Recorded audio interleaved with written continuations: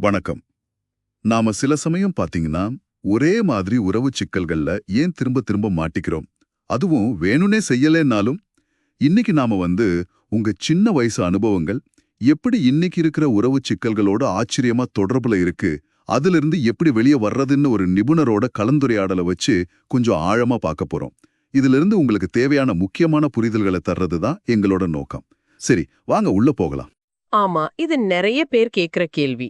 நம்ம ஏன் மாற முடியல, இல்ல ஒரு மாதிரி தேக்க நிலையில இருக்கோன்னு தோணுதுன்னா, இதுக்கு காரணம் நம்ம உறவுகள்ல நம்ம செய்யற நெறைய விஷயங்கள் நம்ம கண்ட்ரோல்ல இல்லாம நம்ம ஆழ்மனசுல இருந்து வருது, சப்கான்ஷியஸ்ல இருந்து.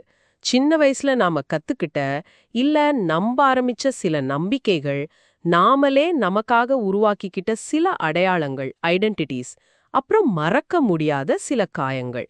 இது எல்லாமே நமக்கு தெரியாமலேயே இன்னைக்கு நம்மோட தேர்வுகளையும் நம்மளோட எதிர்வினைகளையும் ரியாக்ஷன்ஸையும் பாதிக்குது.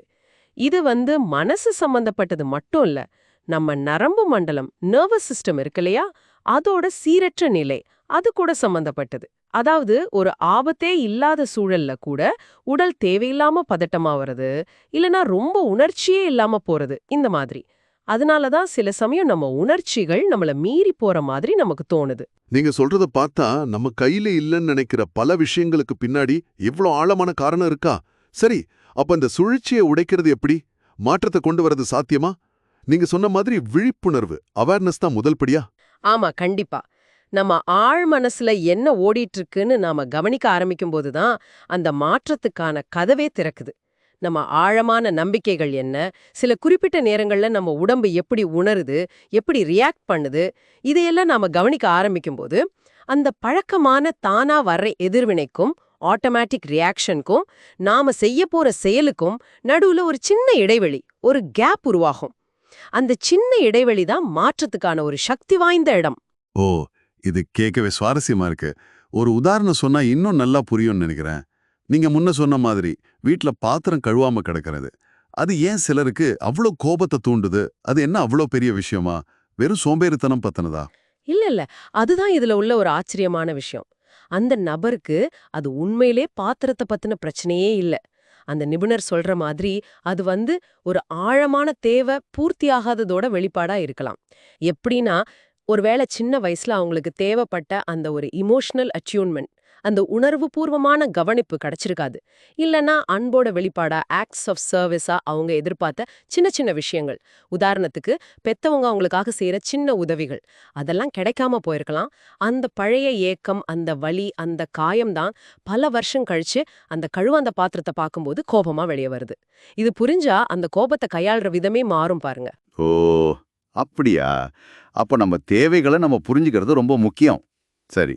அதே நேரம், நாம மாறிட்டா நம்மள சுத்தி இருக்கிறவங்களும் மாறிடுவாங்கன்னு நினைக்கிறோம் இல்லையா? அது பத்தியும் அந்த நிபுணர் பேசுறாரு. ஆமா, அதுவும் ஒரு முக்கியமான பாயிண்ட். குறிப்பா ரொம்ப நாள் இருக்கிற உறவுகள்ல, குடும்பம், நம்ம துணை, இவங்க கிட்ட எல்லாம் மத்தவங்களோட நடத்தைகள் பெரும்பாலும் கணிக்கக்கூடியதாவே இருக்கும். நாம மாறினா அவங்க மாறுவாங்கன்னு எதிர்பார்க்கறது பெரும்பாலும் ஏமாற்றத்துல தான் முடியும். உண்மைய சொல்லப் போனா, மத்தவங்க செய்யறத விட நம்ம தேவைகள் பூர்த்தியாகாம போகும்போது நமக்கு வர்ற வலி தான் நம்மள ரொம்ப பாதிக்குது. அதனால மத்தவங்க இப்படி நடந்துக்கணும்னு எதிர்பார்க்கறத விட, நம்ம தேவைகள நாமளே எப்படி பாத்துக்கிறது, இல்ல ஆரோக்கியமான வழியில எப்படி அதை வெளிப்படுத்துறதுன்னு யோசிக்கிறது நல்லது. நம்ம உணர்வுகள், தேவைகள்னு பேசும்போது உடம்போட பங்கு, அது பத்தியும் கொஞ்சம் சொல்லுங்களேன். நம்ம உடல் அனுபவங்கள் எப்படி நம்ம மனநிலைய, உறவுகளை பாதிக்குது? நிறைய பேர் தன்னோட உடம்புல இருந்து துண்டிக்கப்பட்ட மாதிரி உணர்றதா சொன்னீங்களே. ஆமா, உண்மைதான். சின்ன வயசுல சில சமயம் நமக்கே தெரியாம உடம்புல சில உணர்வுகள் வரும். திடீர்னு இதயம் படபடக்கும், வயித்துல ஒரு மாரி பதட்டம் வரும். ஆனா பெரியவங்க அத சரியா கவனிக்காம, "ஒண்ணும் இல்ல, சும்மா இரு" அப்படின்னு சொல்லியிருக்கலாம். இல்ல தப்பா புரிஞ்சுகிட்டு இருக்கலாம். இதனால நம்ம வளர வளர நம்ம உடம்பு நமக்கு குடுக்குற அந்த சிக்னல்ஸ், அந்த செய்திகள நம்புறதே நிறுத்திடுறோம். அதோட கனெக்ட் ஆகுறத விட்டுடுறோம். அதனால நம்ம உடம்போட திரும்ப இணையறது, அந்த உணர்வுகளுக்கு பேர் குடுத்து புரிஞ்சுக்கிறது, பதட்டம் மாதிரி கஷ்டமான உணர்வுகள எப்படி கையாள்றதுன்னு கத்துக்கிறது. இதெல்லாம் ஹீலிங்கோட முக்கியமான பகுதிகள். சரி. அப்போ விழிப்புணர்வு, எதிர்பார்ப்புகளை மாத்திக்கிறது, உடம்போட இணையறது, இதெல்லாம் முக்கியம். ஆனா, இந்த நான் இதுக்கு தகுதியானவன் இல்ல, இல்ல நான் பத்தாது, இந்த மாதிரி ரொம்ப ஆழமா பதிஞ்சு போன நம்பிக்கைகள் இருக்குமே, அத மாத்துறது எப்படி? இதுதான் நிறைய பேருக்கு பெரிய சவாலா இருக்கும்னு நினைக்கிறேன். ஆமா, ரொம்ப சரியான கேள்வி. இது ஒரே ராத்திரியில மாறாது. அது முதல்ல புரிஞ்சுக்கணும். முதல்ல அந்த பழைய எண்ணம் மனசுக்குள்ள வரும்போது அத கவனிக்கணும். ஆனா அந்த எண்ணத்துல மூழ்கிடக்கூடாது. ஓ, இது அந்த பழைய பாட்டு அப்படின்னு புரிஞ்சுக்கணும். 2வது, அந்த பழைய நம்பிக்கைய கொஞ்சம் கொஞ்சமா பலவீனப்படுத்தி ஒரு புது ஆரோக்கியமான நம்பிக்கைய உருவாக்கணும்னா, அதுக்கு புதுசா சில செயல்களை செய்ய ஆரம்பிக்கணும். அதாவது, தகுதியும் மதிப்பும் உள்ள ஒருத்தர் இந்த மாதிரி சூழ்நிலையில எப்படி நடந்துக்குவாருன்னு யோசிச்சு அது மாதிரி நடந்துக்க முயற்சி பண்ணணும். ஆக்ஷன்ஸ் ஆஃப் வர்தினஸ்னு சொல்றது. உதாரணத்துக்கு, உங்க கருத்தை சொல்ல தயக்கமா இருந்தா, தகுதியுள்ள ஒருத்தர் தயங்க மாட்டாருன்னு நினைச்சு ஒரு மீட்டிங்ல ஒரு சின்ன கருத்தையாவது சொல்றது.